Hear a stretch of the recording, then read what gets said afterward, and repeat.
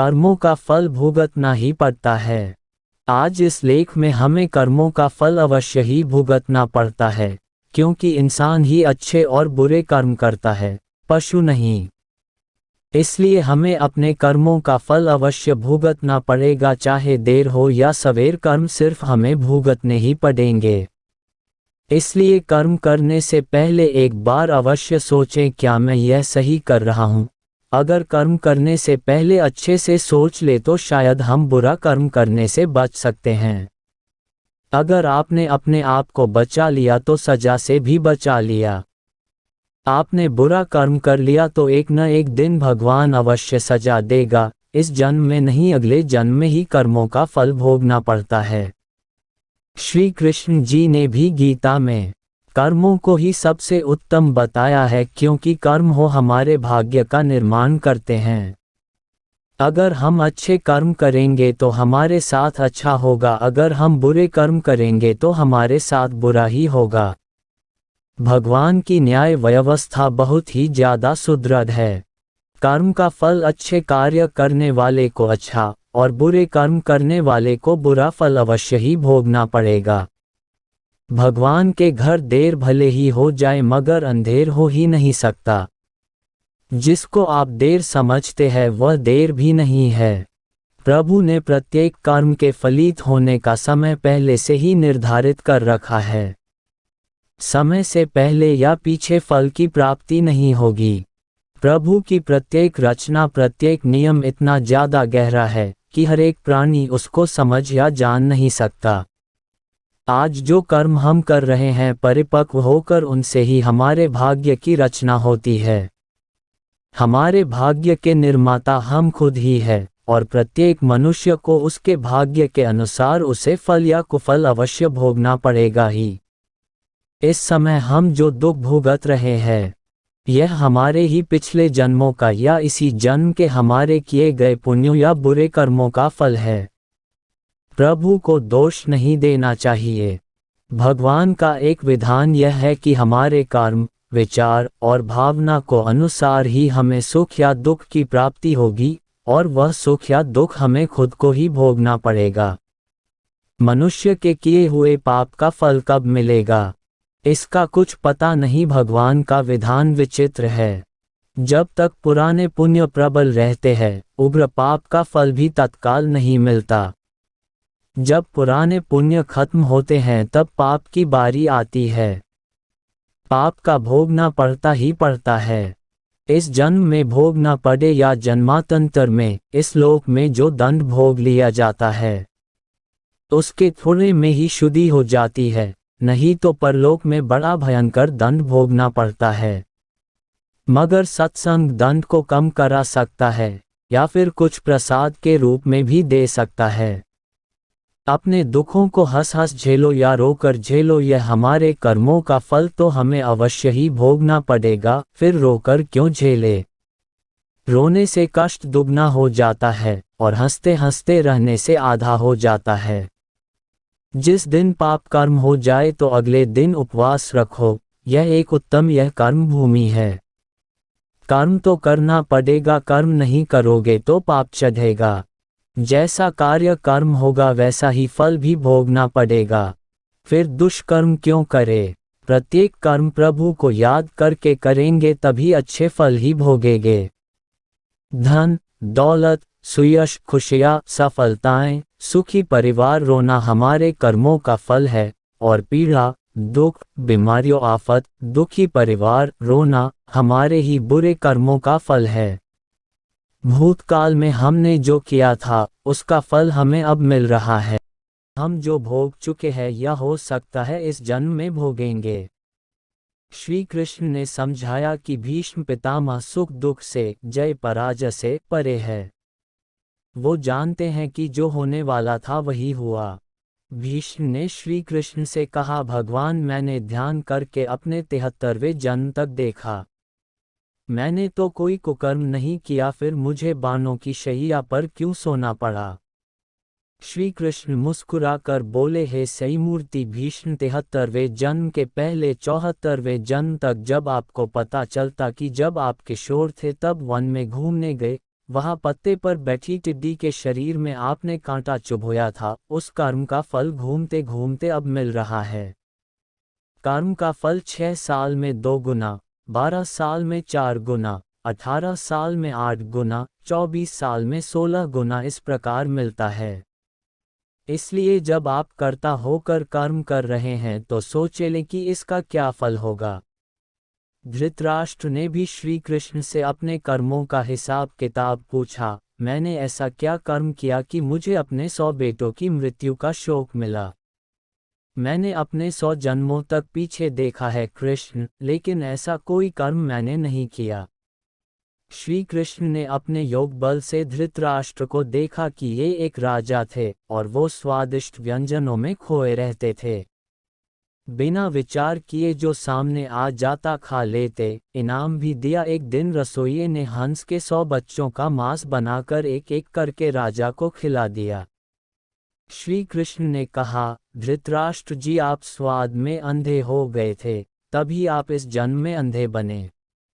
तुम्हारे पुण्यों के प्रभाव से 100 जन्म तक तो तुम्हें पाप नहीं मिला, लेकिन इस जन्म में हंस के 100 बच्चों को खाने का फल तुम्हें मिल गया, तभी तुम्हारे 100 पुत्र मारे गए। सोचो साथ में क्या लाएं और क्या लेकर जाएंगे। मनुष्य को ऐसी कमाई इकट्ठी करनी चाहिए जो इस संसार में भी काम आए और मृत्यु के बाद उसे हम साथ में भी ले जा सके और हमारे ही काम आए और अगले जन्म में भी हमारे ही काम आ सके। सभी जानते हैं कि हम खाली हाथ इस संसार में आए और खाली हाथ ही जाना पड़ेगा। मृत्यु के समय यह धन, दौलत, जमीन, मकान, व्यापार, नौकरी, नाम, शोहरत, रिश्तेदार, भाई बहन, माँ बाप, सभी बच्चे किसी को भी साथ नहीं ले जा सकते, चाहे राजा सम्राट हो या कोई भिखारी हो। इसलिए इतना मोह, इतना ज्यादा लगाव इनसे क्यों रखें। साथ में हमारे जाएंगे सिर्फ हमारे अपने किए हुए अच्छे या बुरे कर्म, कीर्ति या अपकीर्ति, दान, धर्म, परोपकार, दुखियों की सेवा, पुण्य जो भी हम इस जन्म में करेंगे, यह अवश्य साथ जाएगा और हमारे ही काम आएगा। हमें प्रत्येक दिन जब भी हमारा मन शांत हो आंखें बंद करके 2-4 मिनट यह सोचना अवश्य चाहिए कि हम इतनी बड़ी अशांति को क्यों अपने साथ बांधे हुए हैं। यह भाग दौड़, तनाव, ताना बाना मकड़ी के जैसा जाला बुनकर खुद उसमें उलझे हुए क्यों है और किसके लिए। जो हमें बुरा लगता है यह दूसरे को कभी मत दो, जैसे कि कड़वी बात, गाली, गुस्सा, बेइज्जती, असम्मान, अपमान, गला सड़ा या खोट वाला खाने का पीने का सामान इत्यादि।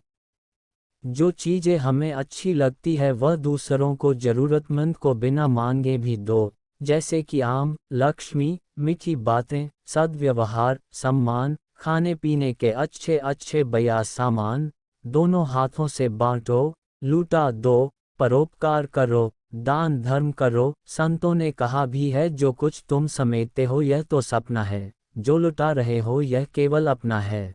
इसलिए जितना लुटाओगे वो ही तुम्हारे साथ जाएगा, तुम्हारे काम आएगा सिर्फ तुम्हारे ही। याद रखो कि संसार की किसी भी वस्तु से मनुष्य का स्थायी संबंध नहीं है।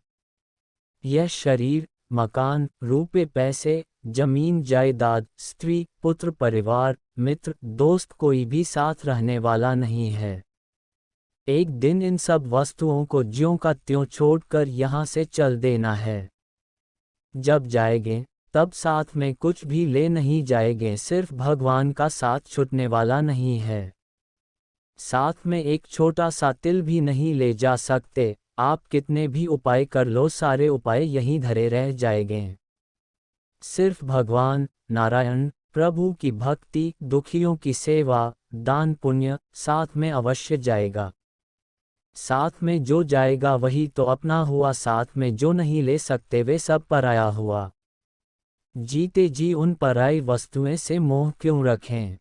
आप गंभीरता से जाकर विचार करें, साथ में एक तिल भी नहीं ले जा पाएंगे तो फिर अशांति, हाय, छीना झपटी क्यों, किसके लिए।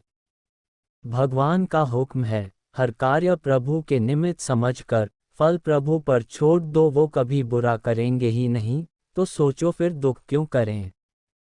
दुख सुख भी एक सोच के कारण ही तो है। दुख को भी सुख मानो, प्रभु सुख ही सुख कर देंगे। यदि मोक्ष की इच्छा है तो विषयों विष के समान दूर से ही त्याग दे और संतोष, दया, सरलता, अमृत के समान नित्य आदरपूर्वक सेवन करे। एक साधु एक गांव में हर रोज भिक्षा मांगने जाता था। जिस घर में भी जाता कोई आटा, दाल या चावल कुछ भी दे देता और वह अपना इस तरह पेट भर लेता था। उसी गांव में एक व्यक्ति उसको हर रोज भिक्षा मांगने पर गोबर डाल देता और यह कहकर डांट देता कि भगवान ने हाथ पैर दे रखे हैं, कुछ काम करके खा ले। वह साधु चुपचाप गोबर लेकर आ जाता और एक तरफ ढेर लगा देता। ऐसे करते करते उस गोबर का बहुत बड़ा ढेर बन गया। साधु भी हर रोज भिक्षा मांगने जाता, वह आदमी हर रोज ही उसको गोबर डाल देता और गांव के लोग खाना देते। ऐसे करते करते दोनों का समय बीत गया और जब दोनों अपनी जीवन यात्रा पूरी कर भगवान के घर पहुंचे तो गोबर डालने वाले इंसान को खाने में भगवान के घर गोबर मिला। तो उसने कहा भगवान से, कहा हे प्रभु, मैं गोबर कैसे खा सकता हूँ। भगवान ने कहा कि जब साधु तेरे घर भिक्षा मांगने जाता था, जिसका कोई और भिक्षा मांगने के सिवाय कोई चारा नहीं था, तो आप उसको भिक्षा में गोबर देते थे। वही गोबर का ढेर अब इतना बड़ा हो गया कि आपके खाने के हिस्से में अब गोबर भी आएगा।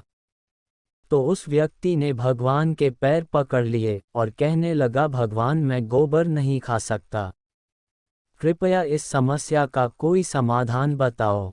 भगवान ने कहा, कर्मों का फल अवश्य ही भोगना पड़ता है। अब वो इंसान प्रभु के आगे रोए और गिड़गिड़ाए, कृपया करके इस समस्या का कोई समाधान हो तो बताओ। भगवान बोले, इस सारे गोबर को आप हर रोज एक कपड़े में डालकर पानी के साथ धोते रहो, इस प्रकार आपके कर्म कट जाएंगे। ऐसे करते करते उसको गोबर को धोने में कम से कम 1 साल लगा और सबसे लास्ट में गोबर का जो आखिरी अंश भूस और घास के कुछ हिस्सा कपड़े के ऊपर रह गया। तो भगवान बोले, अब आपको ये हिस्सा तो खाना ही पड़ेगा। वह इंसान फिर रोए और कहे कि इसको कैसे खाऊं। प्रभु ने कहा, किसी के बुरे कर्मों को मैं कम कर सकता हूँ, पर बिल्कुल खत्म नहीं हो सकता है, इसलिए आपको यह तो खाना ही पड़ेगा। भगवान ने उसे समझाया कि आप गोबर खाने से बच गए, अगर आप उसको ना धोते तो वह सारा गोबर आपको खाना पड़ता। कर्म फल का महत्व। इसी प्रकार जब हम जमीन में कोई फल का पौधा लगाते हैं तो उसको उगने में और बड़े होने में समय लगता है और फिर कई साल 2 साल बाद बड़ा होता है, फिर उस पर फल लगते हैं। क्योंकि किसी भी कर्म का फल एक दिन में नहीं मिलता, चाहे वह अच्छा हो या बुरा। यह अब आपके ऊपर निर्भर करता है कि आप कर्म कौन सा कर रहे हो। फल मिलने में समय जरूर लगेगा, पर मिलेगा जरूर। यही समय और परमात्मा का नियम है कि हमारे द्वारा किए गए हर कर्म का सुख और दुख हमारे कर्मों के ऊपर ही निर्भर करता है। हमें सुख और दुख अपने द्वारा किए गए कर्म का हिसाब किताब चुकता कर रहे हैं। कर्मों का फल हमें अवश्य ही भुगतना पड़ेगा, इसलिए जब हम किसी को दान देते हैं तो सोच समझ कर दे, क्योंकि एक दिन हमें वह डबल होकर मिलेगा। इसी प्रकार हर काम करते समय भी ध्यान रहे कि हम कौन सा काम सही कर रहे हैं, कौन सा गलत हो रहा है। इसलिए कभी भी भूलकर भी किसी की आत्मा ना दुखाए, जितना हो सके अपनी तरफ से अच्छा ही करें। दोस्तों, यह वीडियो अच्छी लगी हो तो लाइक करें, शेयर करें और सब्सक्राइब जरूर करें। जय श्री राधे कृष्णा।